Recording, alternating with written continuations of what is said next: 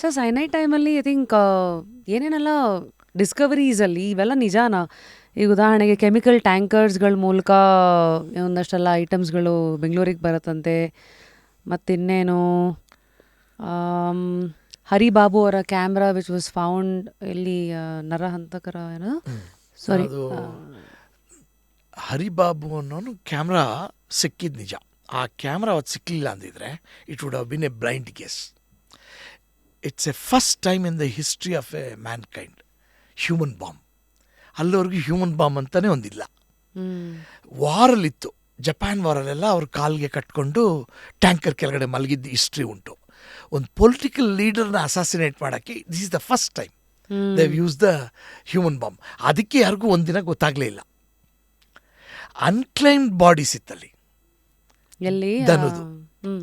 ಆ ಬಾಡಿನ ಯಾರೂ ಕ್ಲೈಮ್ ಮಾಡಿರಲಿಲ್ಲ ಆ ಸತ್ತಿದ್ದ ಇದರಲ್ಲಿ. ಅದಾದಮೇಲೆ ಆ ವೆಲ್ಕ್ರೋ ಬೆಲ್ಟ್ಸ್ದು ಅದು ಇದು ಎಲ್ಲ ಸಿಕ್ಕಿದಾಗ ಅದಾದಮೇಲೆ ಈ ಪೋರ್ಷನ್ ಇಲ್ಲ ಅವ್ರಿಗೆ. 2 ಕಾಲು 2 ಕೈ ತಲೆ ಮಾತ್ರ ಸಿಕ್ಕಿದೆ.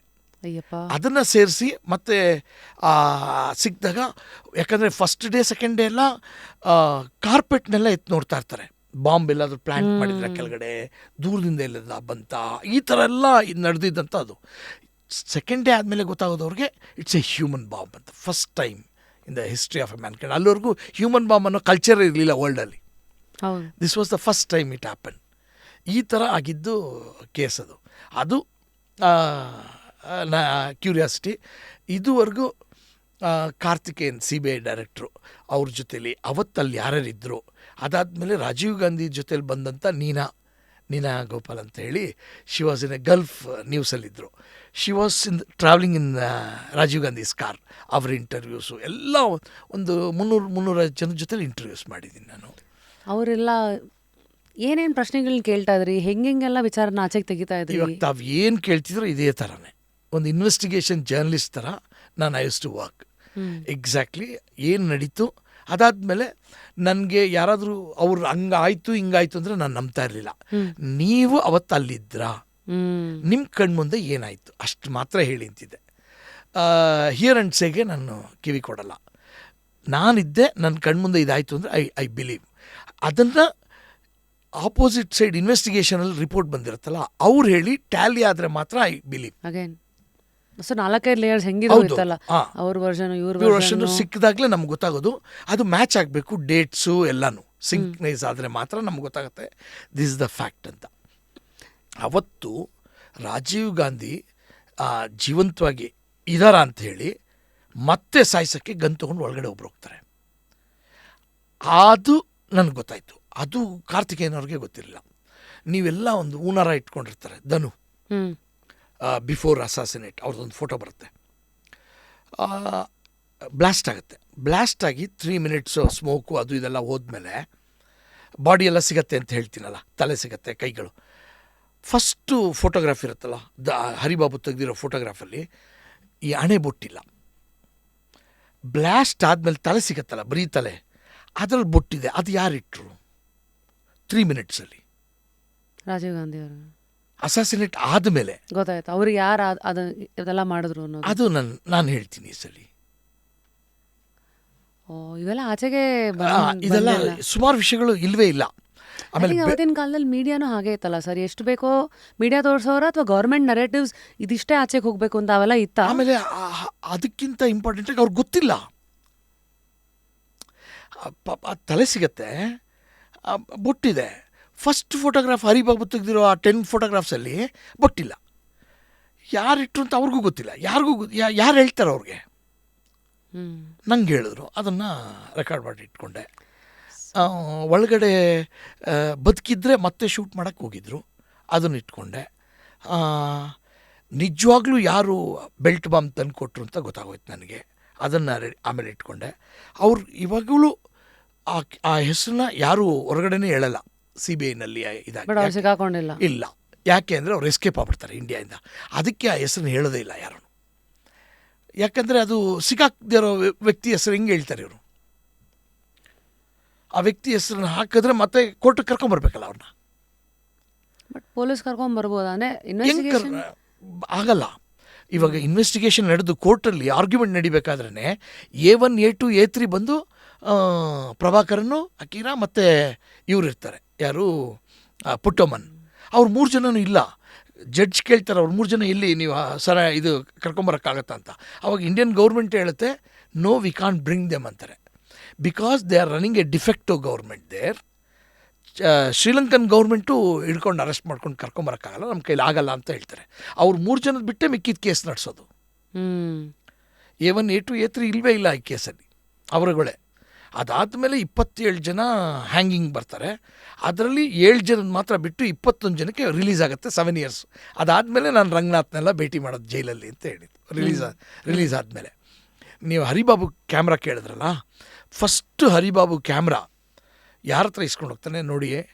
ಎಷ್ಟು ಕೋಇನ್ಸಿಡೆನ್ಸ್ ಅಂದರೆ ನನ್ನ ಫ್ರೆಂಡ್ ಹತ್ರನೇ ಇಸ್ಕೊಂಡೋಗಿರೋದು ಫಸ್ಟ್ ಕ್ಯಾಮ್ರಾ ಎಲ್ಲ ನಿಮಗೆ ಹುಡ್ಕೊಂಡು ಬಂದು. ಅದಕ್ಕೆ ಹೇಳಿದ್ದು, ಈ ಪ್ರಾಜೆಕ್ಟ್ ಆಗೋಕ್ಕೆ ಎಲ್ಲರೂ ನನಗೆ ಜೊತೆಯಲ್ಲಿರೋರೇ ನಂಗೆ ಹೆಲ್ಪ್ ಮಾಡಿರೋದು. ಯಾಕಂದರೆ ಅವರು ಅರುಳ್ಮಣಿ ಅಂತ ಹೇಳಿ ನಮ್ಮ ಫಿಲ್ಮ್ ಇನ್ಸ್ಟಿಟ್ಯೂಟಲ್ಲಿ ಸೀನಿಯರ್.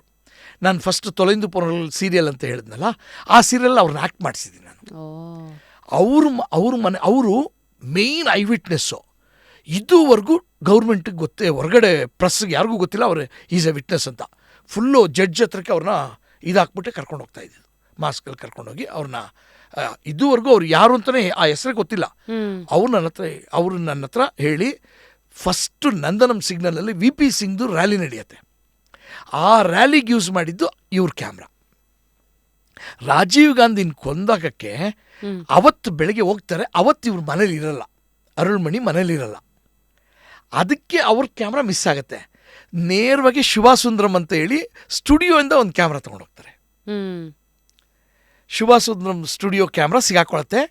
ಅರುಳ್ಮಣಿ ರಿಸರ್ಚ್ ಮಾಡಿದಾಗ ಅವರು ಪೊಲೀಸರು ಇನ್ವೆಸ್ಟಿಗೇಷನಲ್ಲಿ ಅರುಳ್ಮಣಿದೇ ಫಸ್ಟ್ ಕ್ಯಾಮ್ರಾ ಅಂತ ಗೊತ್ತಾಗುತ್ತೆ.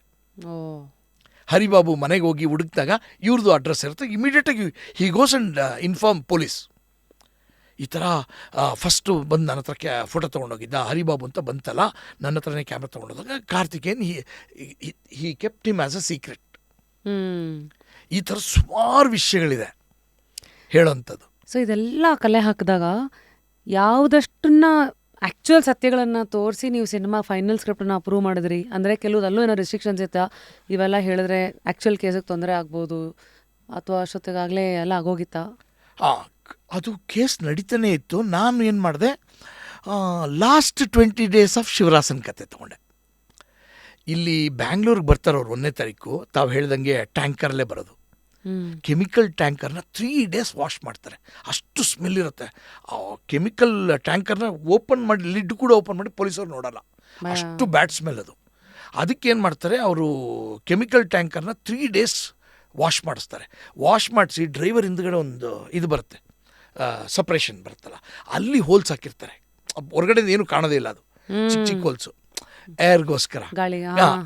ಮೇಲೆಲ್ಲ ಲಾಕ್ಡು. ಒಳಗಡೆ ಅವ್ರ ಹತ್ರ ಒಂದು ಚೆಸ್ ಬೋರ್ಡ್ ಇರುತ್ತೆ, ಅದು ಚೆಸ್ ಆಡ್ಕೊಂಡು ಬರ್ತಾರೆ ಅವರು ಒಳಗಡೆ ಆ ಡ್ರೈವಿಂಗಲ್ಲಿ. ಅದು ಮ್ಯಾಗ್ನೆಟಿಕ್ ಚೆಸ್, ಅದು ಮ್ಯಾಗ್ನೆಟ್ ಮೂಮೆಂಟ್ಸ್, ಅದು ಚೆಸ್, ಅದನ್ನು ಇಟ್ಕೊಂಡಿರ್ತಾರೆ. ಅದನ್ನು ಆಟ ಆಡ್ಕೊಂಡು ಅವ್ರು ಬರ್ತಾರೆ. ಬಂದು ಇಂದಿರಾನಗರಲ್ಲಿ ಫಸ್ಟ್ ಅವ್ರು ಇಳ್ಕೊಳ್ಳೋದು. ಆ್ಯಕ್ಚುಲಿ ಅವತ್ತೇ ಸಿಗಾಕೋಬೇಕಾಯ್ತು. ಇಂದಿರಾನಗರಲ್ಲಿ ಒಂದು ಮನೆ ಸೆಲೆಕ್ಟ್ ಮಾಡ್ತಾರೆ. ಶಿವರಾಸನ್ಗೆ ಅವತ್ತು ನೈಟ್ ಡೌಟ್ ಬಂದು, ಆಪೋಸಿಟ್ ಲೇನಲ್ಲಿ ಕಣ್ಣು ಕಾಣೋ ಥರನೇ ಎದುರುಗಡೆ ಲೇನಲ್ಲಿ ಅವಾಗ ಒಂದು ಚಿಕ್ಕ ಪಾರ್ಕ್ ಥರ ಇದೆ, ಅದು ನೋಡಿದ್ರೆ ಇಂದಿರಾನಗರಲ್ಲಿ ಗೊತ್ತಾಗುತ್ತೆ ನಿಮಗೆ. ಆ ಆಪೋಸಿಟಲ್ಲಿ ಪಾರ್ಕ್ ಎದುರುಗಡೆಗೆ ಆ ಮನೆಗೆ 3ನೇ ಮನೆಗೆ ಶಿಫ್ಟ್ ಆಗ್ತಾರೆ. ಪೊಲೀಸರು ಅವತ್ತು ರೈಡ್ ಮಾಡ್ತಾರೆ. ಅರಸನ್ ಕುಳಿತನ್ ಅಂತ ಹೇಳಿ 2 ಅರೆಸ್ಟ್ ಆಗ್ತಾರೆ. ಅವರಿಬ್ಬರು ಸೈನೈಡ್ ತೊಗೊಂಡು ಸಾಯ್ತಾರೆ. ಇಷ್ಟನ್ನು ಶಿವರಾಸನ್ ಕಣ್ಣಿಂದ ನೋಡ್ತಾನೆ ಎದುರು ಮನೆಯಿಂದ. ಇದು ಎಂಥ ಸರ್ಪ್ರೈಸ್ ಅಂದರೆ, ಅವತ್ತು ಶಿವರಾಸನ್ ಸಿಗಾಕೋಬೇಕಾಯ್ತು ಇಂದಿರಾನಗರ್ ಮನೇಲಿ, ಸಿಗಾಕೊಳ್ಳಲ್ಲ. ಅಲ್ಲಿಂದ ಅವರು ರಂಗನಾಥ್ ಇಟ್ಕೊಂಡು ಪುಟ್ಟೇನಹಳ್ಳಿಗೆ ಬರ್ತಾರೆ. ಪುಟ್ಟೇನಹಳ್ಳಿಗೆ ಬಂದು 19 days ಇರ್ತಾರಲ್ಲಿ. ಲಾಸ್ಟ್ ಕೋಣನಕುಂಟೆ ಸಾಯೋದು 1.5 day, ಅದೇ 20 days ಕತೆ. ಅದಷ್ಟನ್ನ ಮಾತ್ರ ಕೊನೆಗೆ ಎಲ್ಲ ರಿಸರ್ಚ್ ಮಾಡಿ ಇಷ್ಟನ್ನು ಮಾತ್ರ ನಾನು, ಯಾಕೆಂದರೆ ಮಿಕ್ಕಿದ್ದೆಲ್ಲ ಹೇಳಿದ್ರೆ ನನಗೆ ಗೊತ್ತಾಗ್ತು ತೊಂದರೆ ಆಗ್ತದೆ, ಏನಾದರೂ ಬ್ಯಾನ್ ಆಗ್ಬೋದು, ಇದಾಗ್ಬೋದು. ಇಷ್ಟನ್ನು ಮಾತ್ರ ಹೇಳೋಣ ಫಸ್ಟು ಅಂತ ಹೇಳಿ ಅಷ್ಟು ಹೇಳಿದಾಗ ಅದಕ್ಕೆ ಒಂದು ಸ್ಟೇಟ್ ಅವಾರ್ಡ್ಸು, ಆಮೇಲೆ ಫಿಲ್ಮ್ ಫೆಸ್ಟಿವಲ್ಸು, ತುಂಬ ಇಂಟರ್ನ್ಯಾಷನಲ್ ಫೆಸ್ಟಿವಲ್ಸ್ಗೆ ಹೋಯ್ತು. ಫಿಲ್ಮ್ ಫೇರ್ ಅವಾರ್ಡ್ ಬಂತು, ತಾರಾಗೆ ಸ್ಟೇಟ್ ಅವಾರ್ಡು, ನನಗೂ state award, then automatically it was well received everywhere.